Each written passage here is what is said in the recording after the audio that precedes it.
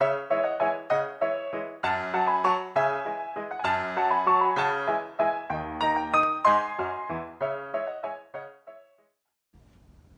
my name is Kathy Luz. I'm the archivist here at the Avery-Copp Museum. And today we're going to step back in time over 100 years ago to the year 1910, right here on the banks of the Thames River here in Groton, Connecticut. On the Thames Street back in 1910, it was a much wider street. It was unpaved. It was a very busy town at the time. It was just going through a transition from horse and buggy to a much faster, noisier automobile. The stores you could go to were, you could get tools at the hardware store, you could go down to the pharmacy and get all the medicines you might need, you could go to Allen's grocery store and go shopping for your groceries, you could bring your clothes to the Chinese laundry. So there was a lot of change.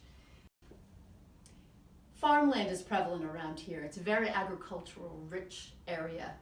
Behind this house, they have an orchard of fruit trees. They also have a family farm that's providing them with fresh vegetables and milk and butter.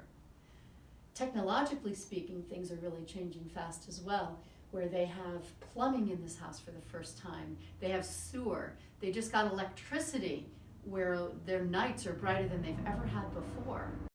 Down the street, the trolley can bring people through different towns of Stonington and Mystic and as far as Westerly, Rhode Island.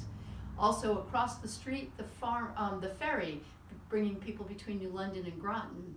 In the harbor, the ships are full of cargo from all around the world that are filling up the shelves in some of the stores people can purchase that a generation ago people would have never imagined. Belton Allen Copp and his wife Betsy own this house, and they moved in 1895. They have 3 children, Alan, Emily, and Joe. And in 1910, this house was a bustling homestead.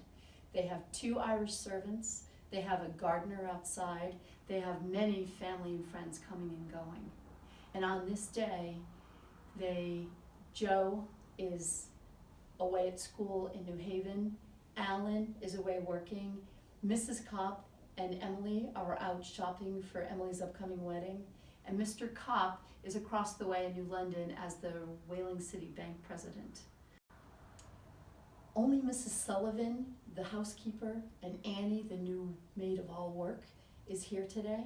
It's a regular work day for them, but they can do it uninterrupted due to the family being away. But it's an arduous task to keep up a household like this.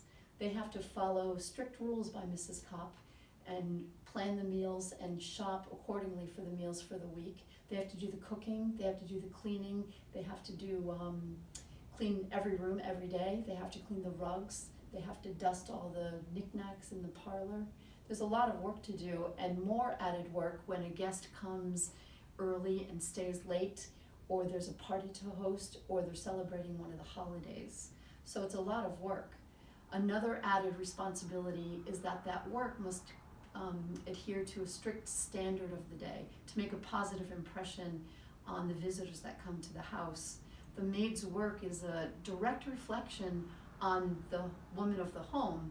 Mrs. Copp might get a sideward glance from a friend or a family member if the house is not found spotless.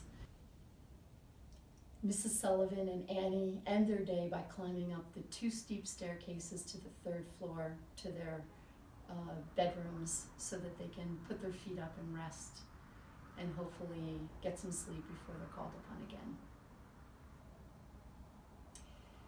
Now, let's meet Mrs. Sullivan and Annie and go into the kitchen and find out from their own words what their day is like and why they do it.